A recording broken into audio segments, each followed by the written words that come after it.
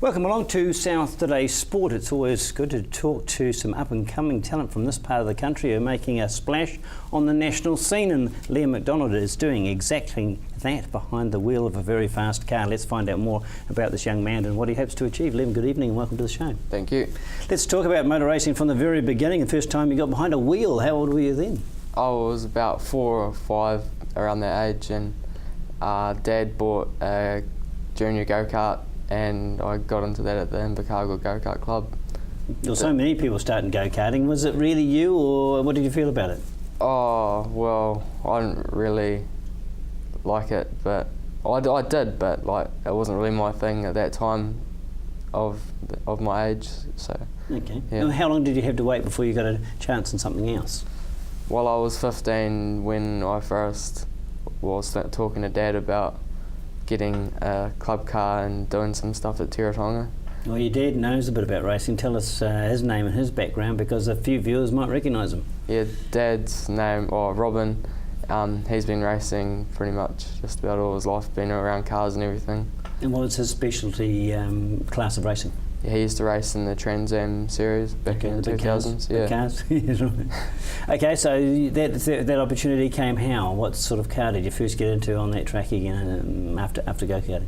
My uncle rang up and said he's got a Honda Civic sitting there and said I could have it.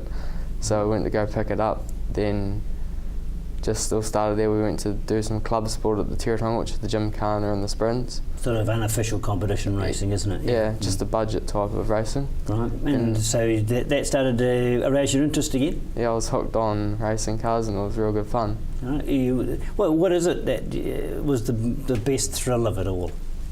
Just being in the car, being full control and getting high speeds and all that type of stuff, yeah. Any nervousness there? You know, a young lad travelling at quite a pace, even in a Honda Civic? Yeah.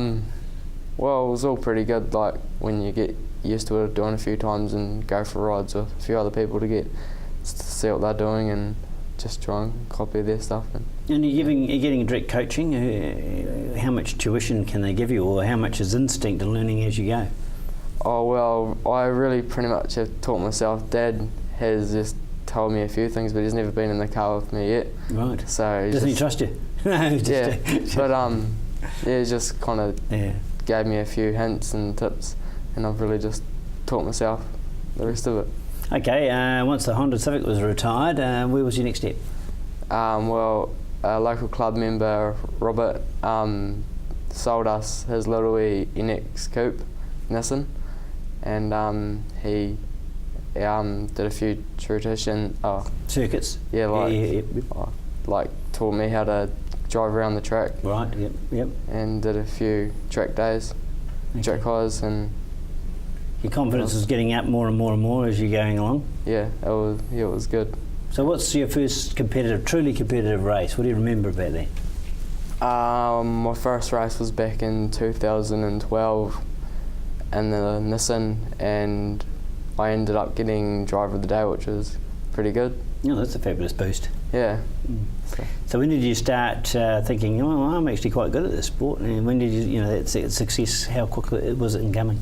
We only did a couple meetings in the Nissan, then Dad decided I need to go faster, so we ended up buying an NZ V8 Falcon. Right. So it's a big jump up from a Civic in a short period of time, isn't it? Yeah, it is. So how did you find it to handle it? A lot tougher, a lot more strength. What were the skills you needed to go up to that next level? Oh, it was a lot different going from like a front-wheel drive car to a rear-wheel drive car, and a lot more power, and everything's a lot different. It's a proper built race car, and you've got to just a different buzz. Is it? Yeah. The speeds obviously are higher. Yeah, a lot higher. Yeah. And what about obviously you had some success in that, but how long was it before you started to actually feature on the podium in those cars?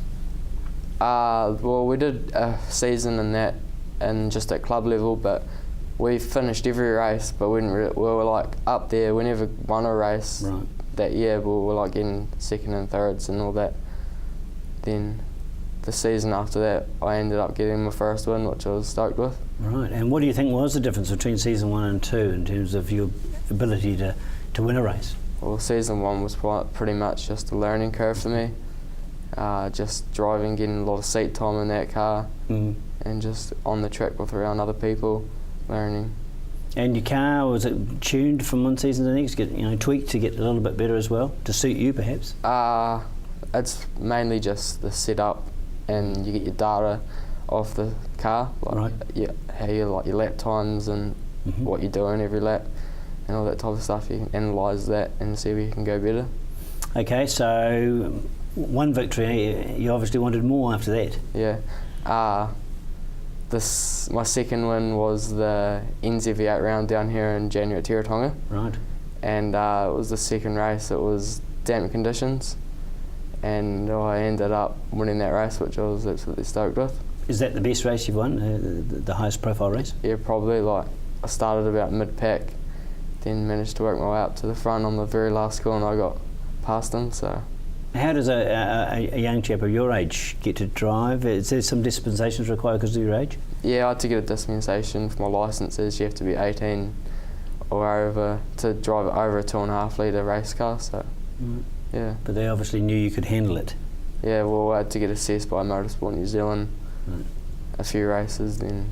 Yeah. Okay, well obviously they're impressed because they've given you that dispensation. Yep. All right, what's the plan now? You've had that great run. This season coming up, what's on the drawing board? It's all over for the rest of the year, but in January we've got the 2 Southland and NZ V8 rounds at Ruapuna, which is Christchurch, and Teretonga down here. So we're getting ready to go for that and try and get another podium as well. Will be good. And what about the long-term racing? Are you keen on staying in saloons and not going to the more open wheel races? Yeah, I am keen staying at saloon cars. It's my type. I'm not really too fussed about the open wheelers too much, but right. Yeah. Okay, because it's a completely different style of racing. Yeah, it is completely different. Yeah. So you've just finished school, haven't you? So what about in the meantime? How are you going to support this? Because we know motor racing is an expensive business and it takes time to succeed. So what are you doing in the meantime?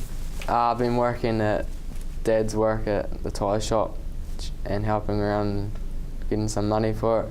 Trying to look for a few sponsors to help us. It would be great, but. And you are supplementing your education too? Yep. Next year I've got accepted into SIT for the automotive course. So. Yeah. Well, that's obviously a natural progression, isn't it? Yep. And it'll help too as a driver to know the ins and outs, won't it? Yep. Yeah. So it looks like a career one way or the other in the motor racing trade, whichever way it goes. Yep. Oh. Okay. Well, all the very best with that. Thank you very much for joining us, and we look forward to seeing how this summer treats you. Well done. Thank you. Okay. That's Liam McDonald. Keep an eye on the racetrack results over the coming summer and see if he can continue on the good work done so far in this short career. Good night.